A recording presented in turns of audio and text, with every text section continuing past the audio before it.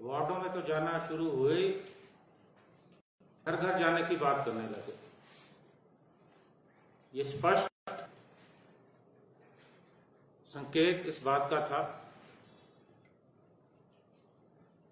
कि जो विकास प्रदेश में कहीं हुआ नहीं, कोई मुद्दा इनके पास था नहीं,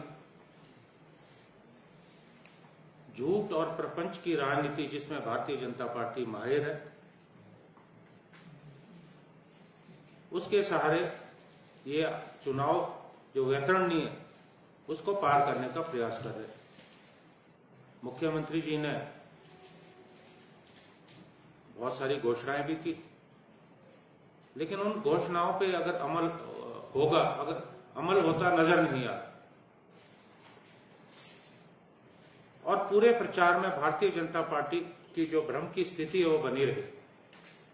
जो ग्रामीण क्षेत्र नगर निगम में स्थानीय लोगों के विरोध के बावजूद शामिल किए गए,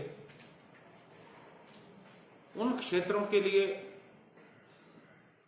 इनके पास कोई एजेंडा नहीं। बहुत सारे स्थानों पे खुद मुख्यमंत्री और मंत्री आश्वासन देते हुए फिर रहे थे कि जो ग्रामीण क्षेत्र नगर निगम में शामिल हुए, हम उन क्षेत्रों को जो है चुनाव जीतने के बाद नगर निगम से बाहर कर दें। बड़ी अजीब सी बात है, आपने किया क्यों?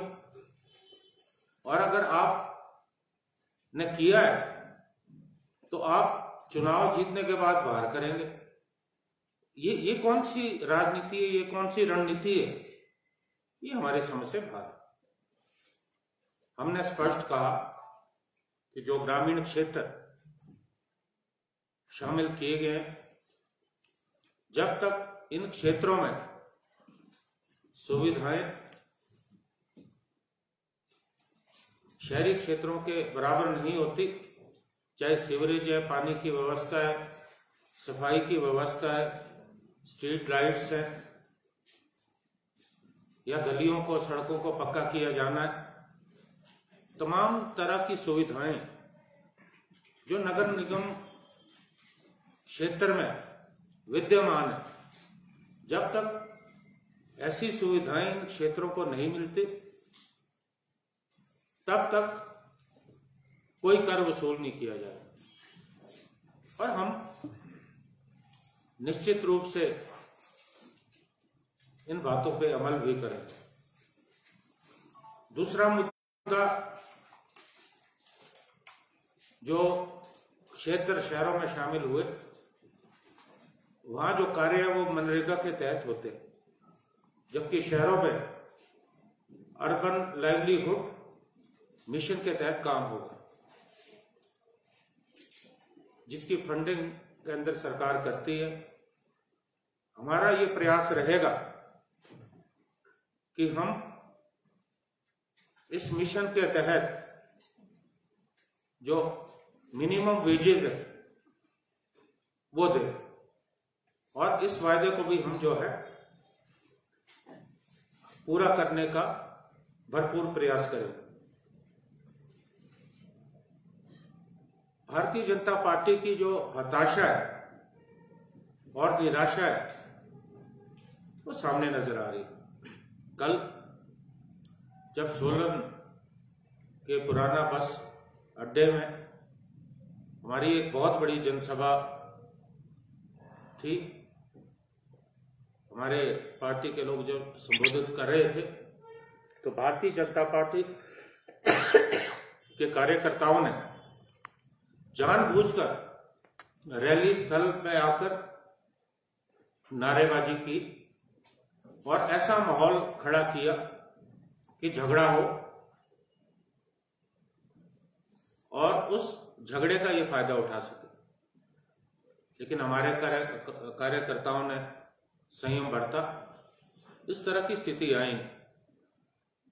पिछले कल मुझे सूचनाएं मिली कि कुछ जगह पे ऐसे वाहन पकड़े गए हैं जिसमें शराब की बोतलें और ऐसा सामान था जिससे वोटरों को प्रभावित किया जा सके।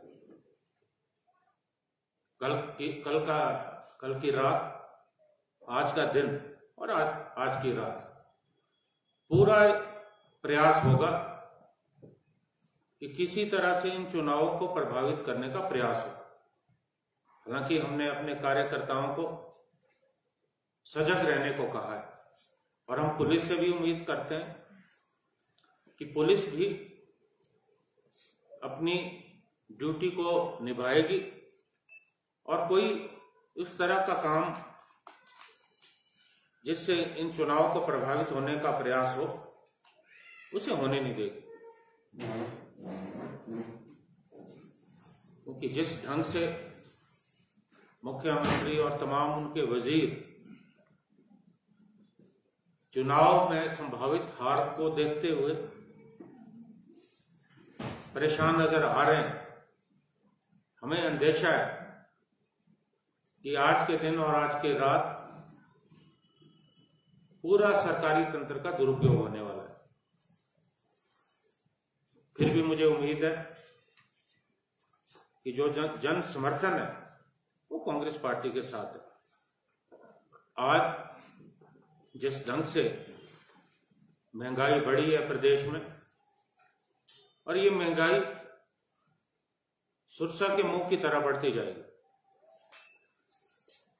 आप देखेंगे कि 2 जून की रोटी गरीब आदमी को जुटाना भारी पड़ रहा है, मुश्किल पड़ रहा है।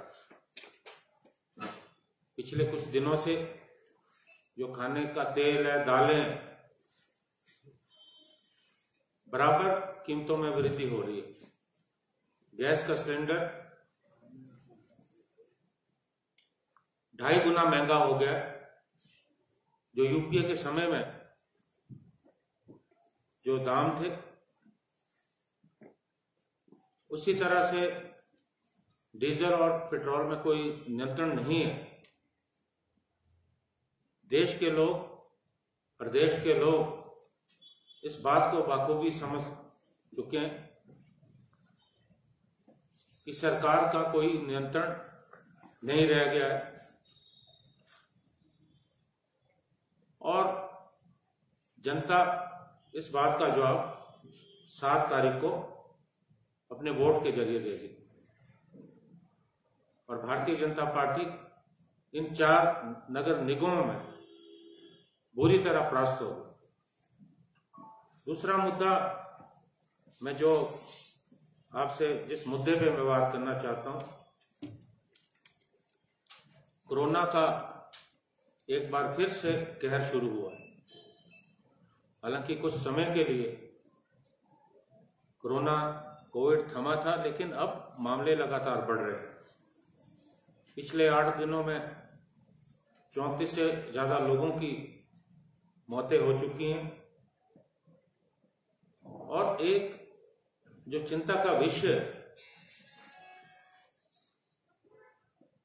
अब जो यूके स्ट्रेन है वो भी यहां पहुंच चुका है। ये स्ट्रेन जो मौजूदा अभी कोविड है उससे ज्यादा घातक है।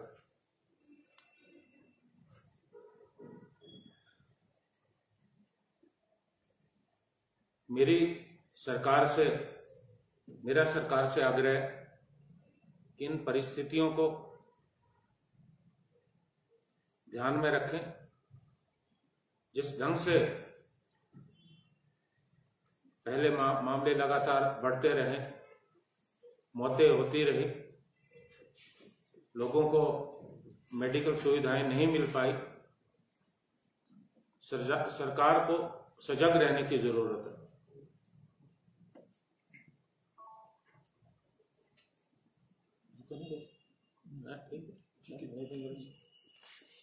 Thank you very much.